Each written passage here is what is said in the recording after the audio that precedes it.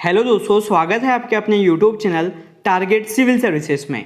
आज है 3 अक्टूबर और आज के इस लेक्चर में हम दोस्तों 1, 2 और 3 अक्टूबर से जितने भी करंट अफेयर्स के क्वेश्चन बनेंगे सारे क्वेश्चन को इस लेक्चर में हम डिस्कस करने वाले हैं। तो दोस्तों लास्ट क्लास में जो आपसे क्वेश्चन पूछा गया था कि अखिल भारतीय आयुर्विज्ञान संस्था एम्स नई दिल्ली के नए निदेशक कौन बने हैं। दोस्तों मैं आपको बता दूं कि ये जो अखिल भारतीय आयुर्विज्ञान संस्था है एम्स नई दिल्ली, इसके नए निदेशक बन गए हैं doctor M Srinivas. Correct answer है ऑप्शन 1। याद रखना दोस्तों, अखिल भारतीय आयुर्विज्ञान संस्था नई दिल्ली के नए निदेशक कौन बने हैं, तो यह डॉक्टर एम श्रीनिवास बन गए हैं। मैं आपको बता दूं कि डॉक्टर एम श्रीनिवास ने डॉक्टर रणदीप गुलेरिया का स्थान लिया है। यहाँ पे हम दोस्तों बात करें एम्स मतलब all India institute of medical sciences की, जिसकी स्थापना 1956 में की गई थी और इसका मुख्यालय नई दिल्ली में स्थित है। तो याद रखना दोस्तों यहाँ पे कि एम्स की स्थापना कब की गई थी, 1956 में, और इसका मुख्यालय कहाँ पर स्थित है, नई दिल्ली में। तो याद रखना कि अखिल भारतीय आयुर्विज्ञान संस्था नई दिल्ली के नए निदेशक कौन बन गए हैं, तो यह doctor M Srinivas. Correct answer है दोस्तों ऑप्शन 1। और हम शुरुआत करते हैं जो लास्ट क्लास में क्वेश्चन किए थे उनके रिविजन की। रिविजन का पहला क्वेश्चन है दोस्तों, विश्व रेबीज दिवस 2022 कब मनाया गया है। दोस्तों मैं आपको बता दूं कि वर्ल्ड रेबीज डे प्रतिवर्ष 28 सितंबर को मनाया जाता है। करेक्ट आंसर है यहाँ पे ऑप्शन 4। नेक्स्ट क्वेश्चन की राष्ट्रीय लता मंगेशकर पुरस्कार 2021 से किसे सम्मानित किया गया है। दोस्तों राष्ट्रीय लता मंगेशकर पुरस्कार 2021 से सम्मानित किया है कुमार सानू को। करेक्ट आंसर है यहाँ पे ऑप्शन 1।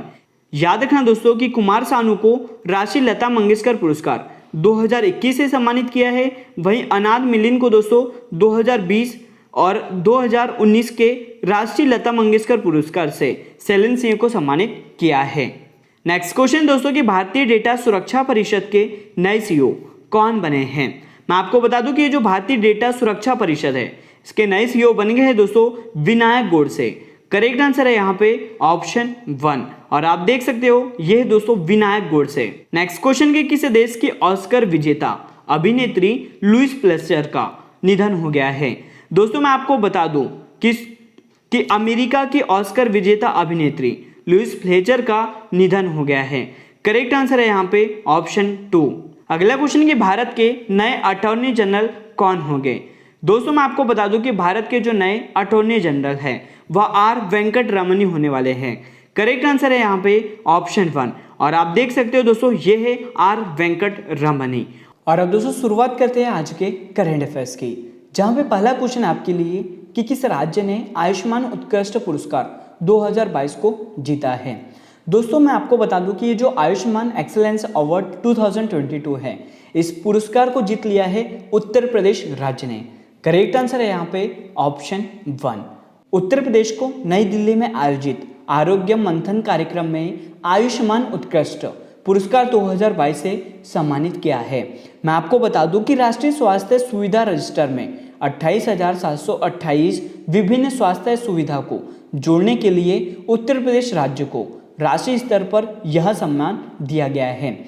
यहाँ पे हम दोस्तों बात करें कि ये जो राष्ट्रीय स्वास्थ्य सुविधा रजिस्टर है, इसमें शीर्ष 3 राज्य कौन कौन से हैं। तो पहला स्थान उत्तर प्रदेश राज्य का, दूसरा स्थान कर्नाटक राज्य का और तीसरा स्थान दोस्तों आंध्र प्रदेश राज्य का है। तो याद क्या रखना है दोस्तों यहाँ पे आपको कि आयुष्मान उत्कृष्ट पुरस्कार 2022 से किसे सम्मानित किया है, उत्तर प्रदेश राज्य को।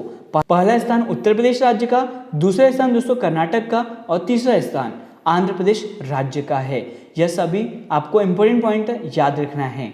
और आपके लिए अगला क्वेश्चन दोस्तों, विश्व हृदय दिवस 2022 कब मनाया गया है। मैं बता दूं दोस्तों कि विश्व हृदय दिवस प्रतिवर्ष 29 सितंबर को मनाया जाता है। यहाँ पे करेक्ट आंसर है ऑप्शन 4। और इसको डिटेल में समझने से पहले दोस्तों मैं आपको पीडीएफ से संबंधित कुछ इन्फॉर्मेशन दे देता हूँ।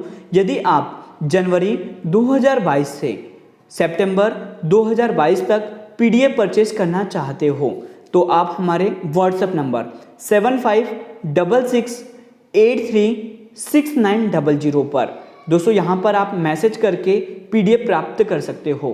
पीडीएफ का क्राइटेरिया क्या है इसे परचेज करने का, तो यह मैं आपको बता देता हूँ। यदि दोस्तों आप जनवरी से सितंबर 2022 तक पीडीएफ परचेज करना चाहते हो तो आपको ओनली 69 रुपीज़ फ़ोन पे, गूगल पे या पेटीएम करना होगा। और इसका जो स्क्रीनशॉट है दोस्तों आपको हमारे व्हाट्सएप नंबर 7566836900 पर सेंड करना होगा। इसके तुरंत बाद हमारी जो व्हाट्सएप टीम है PDF प्रोवाइड करवा देगी। साथ ही यदि दोस्तों आप ओनली सितंबर मंथ की PDF परचेस करना चाहते हो तो आप ओनली 11 रुपीज़ में PDF परचेस कर सकते हो। आपको ओनली 11 रुपीज़ हमारे फ़ोन पे, गूगल पे या पेटीएम नंबर 7566836900 पर पे करना है और इसका स्क्रीनशॉट भी आपको इसी नंबर पर सेंड करना है। इसके तुरंत बाद दोस्तों आपको हमारी व्हाट्सएप टीम PDF प्रोवाइड करवा देगी। डिटेल में समझते हैं दोस्तों कि हर साल 29 सितंबर को विश्व हृदय दिवस के रूप में मनाया जाता है। इस दिवस को मनाने का जो मुख्य उद्देश्य है वह क्या है, तो हृदय रोगों के खिलाफ लोगों को जागरूक करना है। मैं आपको बता दूं कि वर्ल्ड हार्ट फेडरेशन द्वारा पहली बार विश्व हृदय दिवस दोस्तों कब मनाया गया था, तो साल 2000 सन में मनाया गया था। यह आपको याद रखना है। साथ ही दोस्तों बात करें यहाँ पे हम विश्व हृदय दिवस 2022 की थीम की, तो यह क्या है, use heart for every heart. याद रखना इस वर्ष की थीम आपको क्या है दोस्तों, use heart for every heart, यह इस वर्ष की थीम है। तो याद रखना आपको विश्व हृदय दिवस प्रतिवर्ष कब मनाया जाता है, तो 29 सितंबर को। और अब चलते हैं नेक्स्ट क्वेश्चन की ओर। और आपके लिए अगला क्वेश्चन है कि अंडर 17 महिला फुटबॉल सुब्रतो कप 2022 का खिताब किसने जीता है। दोस्तों मैं आपको बता दूं कि जो सुब्रतो कप 2022 का महिला फुटबॉल का खिताब है वह जीत लिया है झारखंड राज्य ने। करेक्ट आंसर है यहाँ पे ऑप्शन थर्ड। तो झारखंड के गुमला स्थित सेंट पैट्रिक स्कूल की लड़कियां ने दोस्तों महिला फुटबॉल सुब्रतो कप 2022 में मणिपुर के वोंगई हायर सेकेंडरी स्कूल को 3-1 से हराकर यह खिताब जीता है। सुब्रतो कप टूर्नामेंट का नाम पहले दोस्तों भारतीय एयर चीफ रहे एयर मार्शल सुब्रतो मुखर्जी के नाम पर रखा गया था। मैं आपको बता दूं सुब्रतो कप एक वार्षिक आयोजन है जिसकी शुरुआत 1960 में की गई थी। इसका आयोजन दोस्तों नई दिल्ली में किया गया था और यह कौन सा संस्करण आयोजित किया गया है, तो 61वां संस्करण आयोजित किया गया है। याद रखना अंडर 17 महिला फुटबॉल सुब्रतो कप 2022 का खिताब किस राज्य की टीम ने जीता है, तो झारखंड राज्य की टीम ने जीत लिया है। और अब चलते हैं नेक्स्ट क्वेश्चन की ओर। आपके लिए अगला क्वेश्चन दोस्तों कि पीएम मोदी ने 1 अक्टूबर को कहां पर 5G मोबाइल सेवा लॉन्च की है। दोस्तों मैं आपको बता दूं कि प्रधानमंत्री नरेंद्र मोदी जी ने 5G मोबाइल सेवा लॉन्च की है दिल्ली में।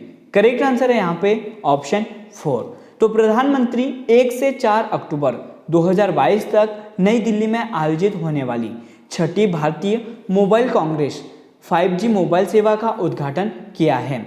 दोस्तों याद रखना कब किया है, तो 1 अक्टूबर को। भारतीय मोबाइल कांग्रेस 2022 की थीम की अगर बात करें तो यह है दोस्तों न्यू डिजिटल यूनिवर्स। याद रखना भारतीय मोबाइल कांग्रेस 2022 की थीम क्या है, तो यह न्यू डिजिटल यूनिवर्स है। मैं आपको बता दूं दोस्तों कि भारत की 3 कंपनियों को 5G लाइसेंस मिल गया है और वह 3 भारतीय कंपनी कौन कौन सी है, तो एक है जियो, दूसरी एयरटेल और तीसरी दोस्तों वोडाफोन आइडिया है।